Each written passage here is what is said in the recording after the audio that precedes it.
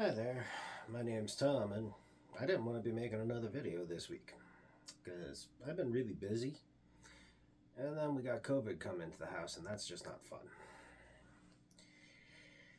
And if I was going to make another video, I certainly didn't want it to be politics because I just really don't feel like dealing with that crap right now. It's.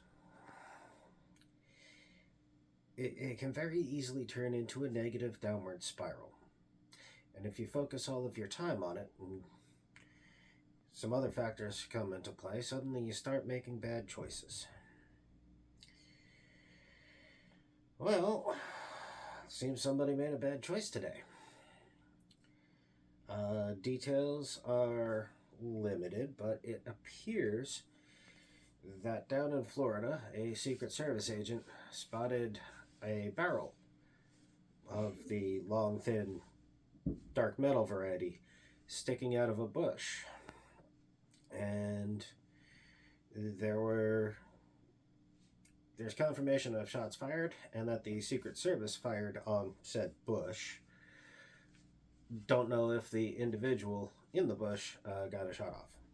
He initially escaped, jumped into a black sedan. Bystander thankfully managed to catch it on camera, and that individual appears to be in custody.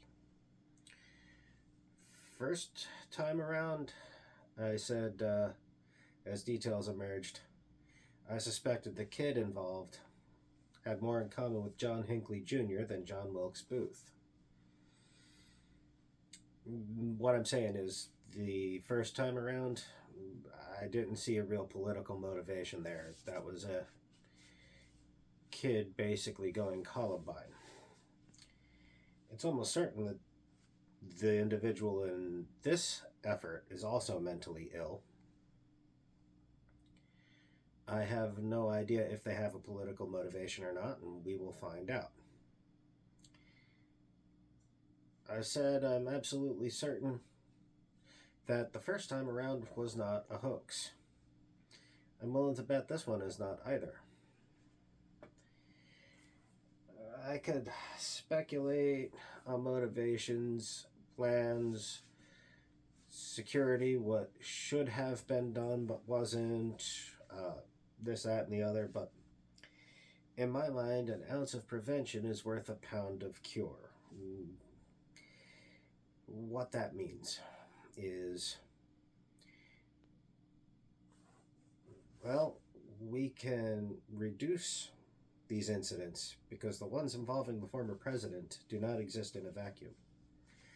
These incidents where people who are unwell have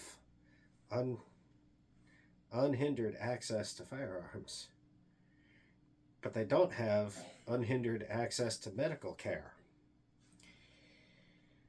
And it's one of those weird things where we just live with it and we accept it when it doesn't affect us personally. For example, a lot of people just didn't care about Sandy Hook Elementary, and they called that a hoax.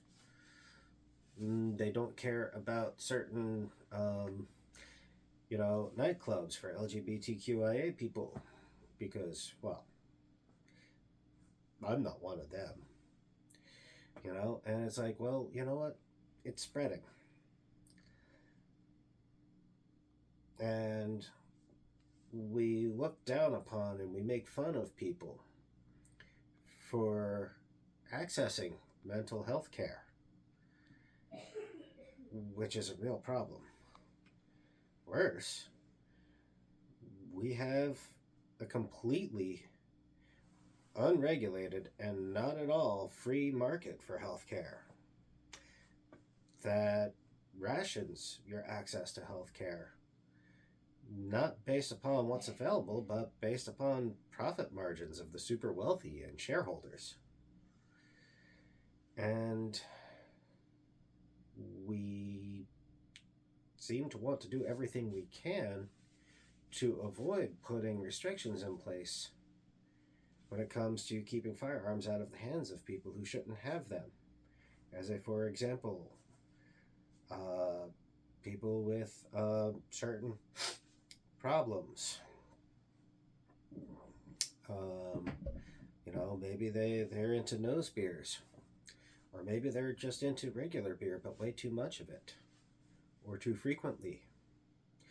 Or maybe there's a domestic violence problem, whether it's adults on adults or it's adults on children. In fact, we defend adults on children a lot of the time. These are all scenarios where we have the ability to restrict firearm access, but we don't do it. And we know the connection exists between these incidents and gun-related violence in the streets and in our schools and at private country clubs now. And I think it's time we take a good look at where our priorities are and maybe stop worrying about making sure an alcoholic has access to a firearm or a violent parent has access to a firearm, and instead try to make sure those individuals with those problems have unrestricted access to health care instead. That's all I got. Bye.